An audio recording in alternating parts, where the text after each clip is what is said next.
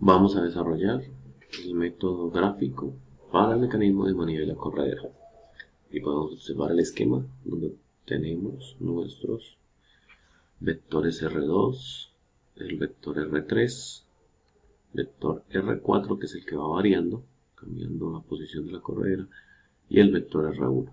Entonces vamos a llevar estos datos para GeoGebra y vamos a ir haciendo el proceso. Entonces lo primero que tenemos que identificar pues, es nuestro punto O2, que en este caso lo tomo por defecto como A, pero vamos a nombrarlo como O2.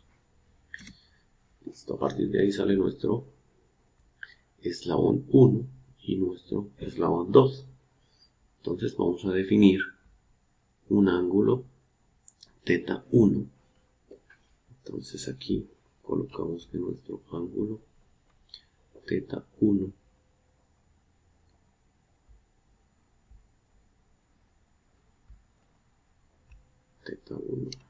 va a ser igual a 60 grados.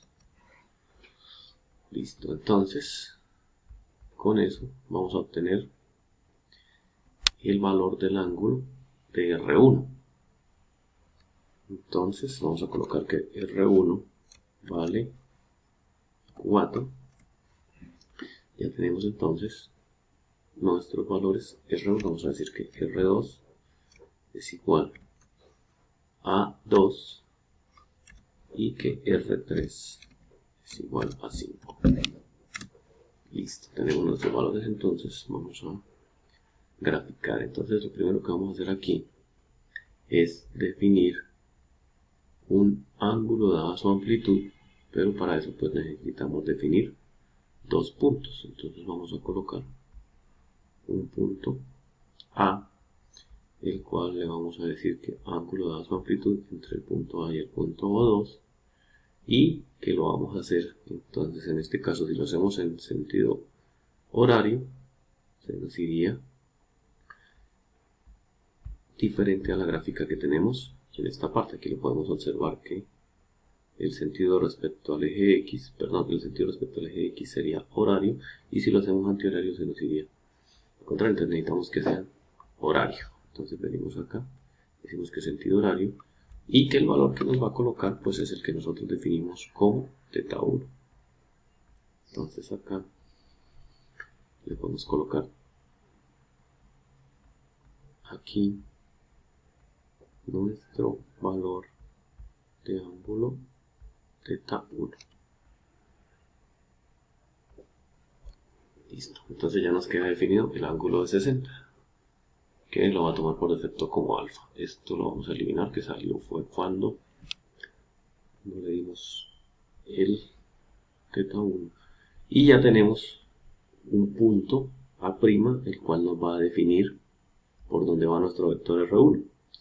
Entonces ya podemos trazar una línea que nos permita determinar ese ángulo de 60 grados para R1, y con el valor de R1, que sería circunferencia centro radio R1, vamos a poder ubicar el punto exacto donde va nuestro R1.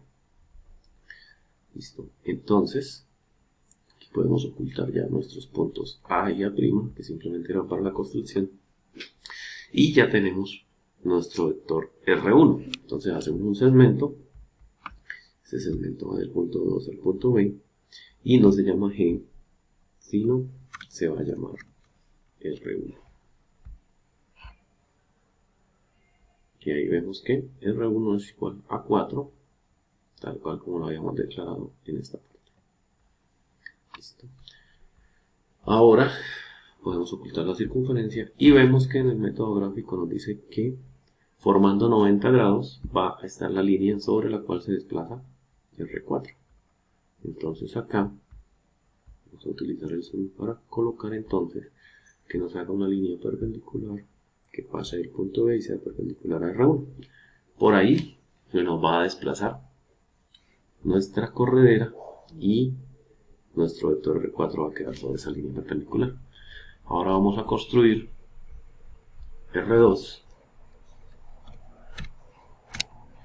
y ya lo tenemos acá definido. Entonces lo que vamos a hacer ahora es definir el punto de intersección y vamos a colocar nuestro deslizador que nos va a representar θ2. Entonces el ángulo va a salir por defecto con beta porque ya utilizamos alfa. Ok. Y le vamos a decir que ángulo dado a su amplitud entre el punto C y el punto 2 con respecto a beta.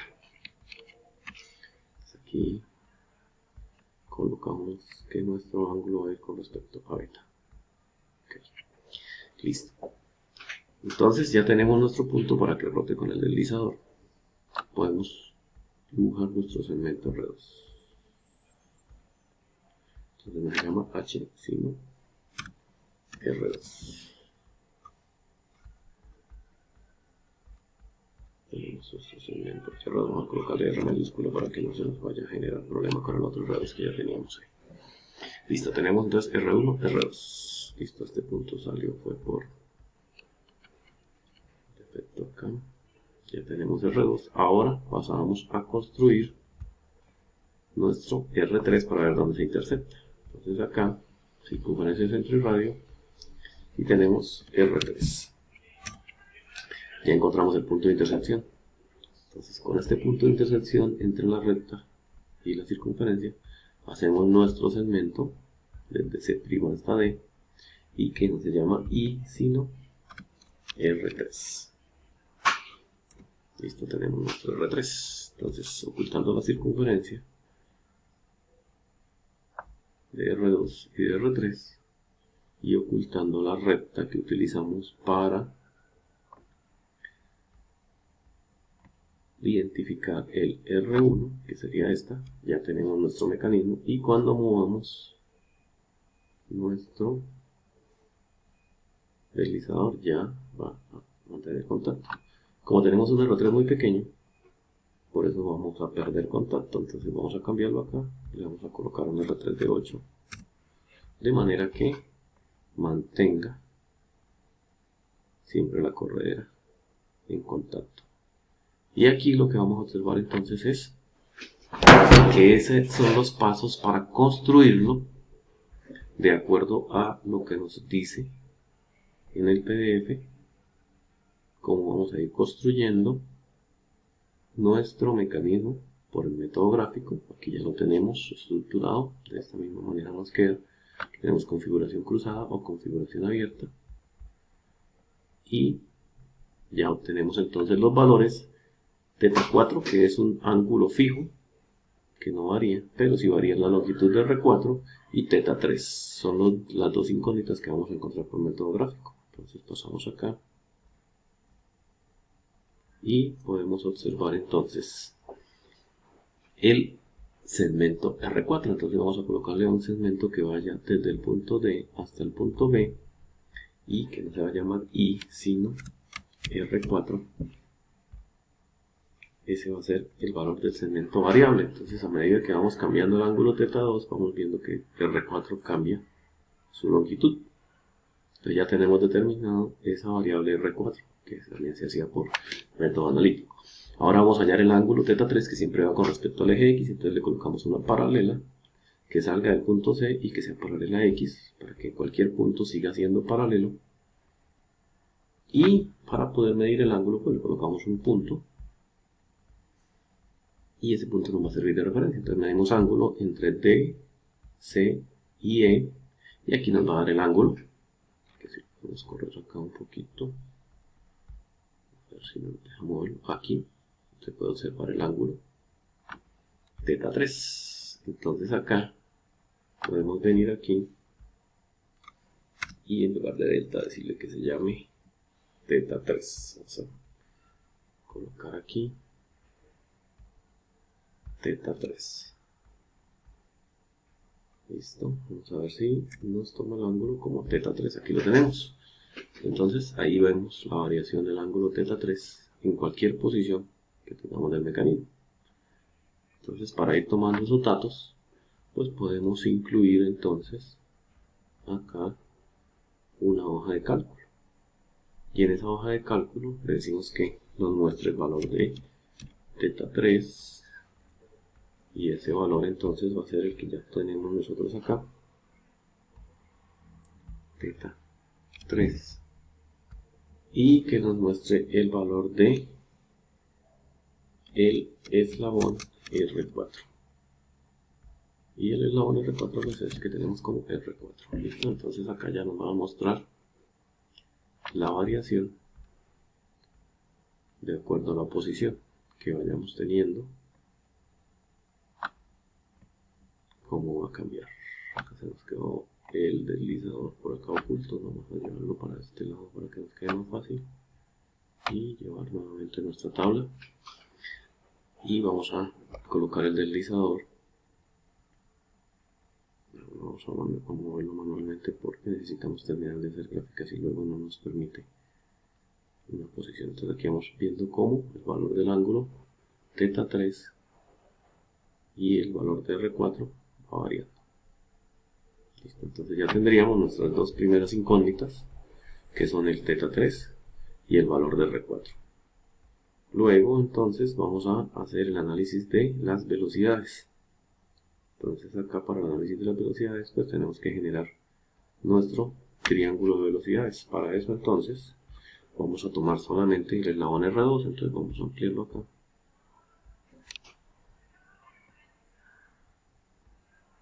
Vamos a cerrar un momento.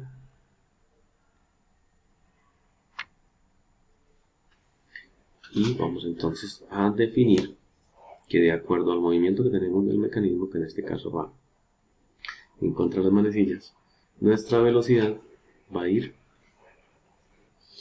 en esa dirección. Entonces vamos aquí a ocultar la recta para que no nos genere problema. Vamos a ocultar el punto E. Y ahora sí, vamos entonces a colocar nuestra velocidad. Como va en contra de las manecillas, la dirección tiene que ir de acuerdo al sentido en el que está rotando. Entonces vamos a buscar una perpendicular que salga del punto C y que sea perpendicular al punto. ¿Listo? Ahí ya tenemos entonces la línea por donde va a ir nuestra velocidad. ¿Qué nos dice el método gráfico entonces? Que debemos colocar una medida arbitraria de ese valor de velocidad. Entonces vamos a colocar nuestra medida arbitraria que alcance a ver acá. Entonces podemos colocarlo con un valor de 1 o 1.5. Entonces vamos a decir que la distancia arbitraria de la velocidad de A va a ser igual a 1.5. Entonces quedó distancia de la velocidad de A igual a 1.5. Eso es lo que vamos a graficar acá. Entonces, circunferencia sobre radio, distancia de la velocidad de A. Listo, ya tenemos nuestra circunferencia, ya sabemos en qué sentido es que está girando. Entonces colocamos nuestro vector, ubicando el punto, colocamos el segmento, y ese segmento L nos va a representar la distancia de la velocidad de A, que es de 1.5. Entonces, si vemos aquí el método gráfico, pues podemos llamarlo velocidad de A, ¿sí? Aunque realmente es la distancia de la velocidad de A. Entonces acá vamos a llamar ese segmento distancia de la velocidad de A. Aquí ya nos genera inconveniente porque así se llama en esta parte. Entonces vamos a colocarle algo que lo diferencie aquí. Distancia, velocidad de A. Pero no lo toma completo. Bueno, entonces dejémoslo como L, no hay problema. Lo importante es identificarlo. Para eso vamos a colocar las propiedades. Y en propiedades vamos a colocarle un color verde. Listo, con eso ya lo identificamos. Vamos ahora a eliminar la línea perpendicular, o a ocultarla mejor, la perpendicular, de manera que solamente se nos vea el vector y la circunferencia. Entonces ya tenemos nuestro vector que representa la velocidad de A. Listo. Entonces acá nos dice que debemos definir, una vez tengamos la velocidad de A